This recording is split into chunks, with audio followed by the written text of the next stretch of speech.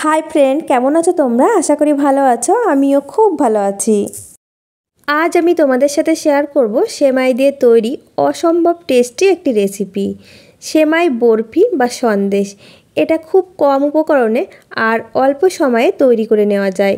মাত্র 10 মিনিটে কিন্তু এটা তৈরি হয়ে যায়। বাড়িতে যদি হঠাৎ কোনো মেহমান আসে তোমরা কিন্তু ঝটপট তৈরি করে নিতে পারবে। তো চলো তোমাদের সাথে এই রেসিপিটা শেয়ার করে নিই। এই রেসিপি তৈরির জন্য আমি ফার্স্টেই চলে এসেছি চুলাতে। চুলায় একটা কড়াই বসিয়ে দিয়েছি, গ্যাস আমি অন করে দিয়েছি। দিয়ে দিলাম 1 চামচ ঘি। ঘি গলে যাওয়া পর্যন্ত অপেক্ষা করব। ঘি গলে গেলে এর মধ্যে দিয়ে দেব 1 প্যাকেট সেমাই। তোমরা কিন্তু লম্বা সেমাইও ইউজ করতে পারো। আর দিয়ে দিচ্ছি ছোট ছোট টুকরো করে কাটা কাজু বাদাম। কাজু বাদাম অপশনাল, তোমরা চাইলে নাও দিতে পারো, তবে দিলে কিন্তু খেতে বেশ ভালো লাগে। কিছুক্ষণ ভেজে নেব যাতে হালকা কালার আসে। কিছুক্ষণ ভেজে নেওয়ার পর দেখো সুন্দর একটা কালার এসছে। তোমরা চাইলে ফুড কালারও ইউজ করতে পারো, আমি কোনো ফুড কালার ইউজ করছি না। এরপর দিয়ে দিচ্ছি কনডেন্স মিল্ক। যতটা মিষ্টি খাবে সেই পরিমাণ বুঝেই কিন্তু দিয়ে দেবে, তবে বেশি করে দিলেই কিন্তু খেতে বেশি ভালো লাগে। ভালো করে সেমাইয়ের সাথে মিশিয়ে দেব। ভালো করে মিশিয়ে নিয়ে এর মধ্যে দিয়ে দিচ্ছি 1 টেবিল চামচ মতো গুঁড়ো দুধ।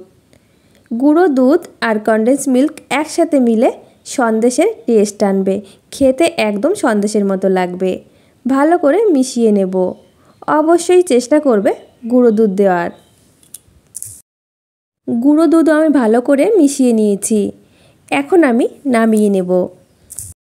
যে পাত্রে তৈরি করেছি সেই পাত্র ধরেই নামিয়ে নিয়েছি।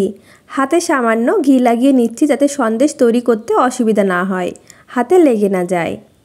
গরম থাকতে থাকতেই কিন্তু তৈরি করে নিতে হবে, তা না হলে যেমন রাখবে তেমনই কিন্তু সেট হয়ে যাবে। সন্দেশ যেমন তৈরি করে সেইভাবেই আমি তৈরি করে নিচ্ছি। একটু সাজিয়ে নিচ্ছি চেরি দিয়ে, তোমাদের পছন্দ মতো সাজিয়ে নিতে পারো। এই যে একটা তৈরি হয়ে গেল, এইভাবে আমি সবগুলো তৈরি করে নেব। আমি একই রকমভাবে সবগুলো তৈরি করে নিয়েছি। এটা তৈরি করার সাথে সাথেই দেখো সেট হয়ে গেছে।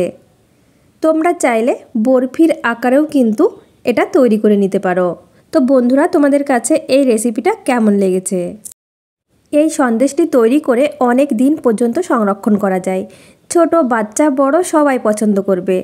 আশা করি তোমাদের কাছে আমার এই রেসিপিটা ভালো লেগেছে। ভালো লাগলে লাইক, কমেন্ট এবং শেয়ার করে দিও।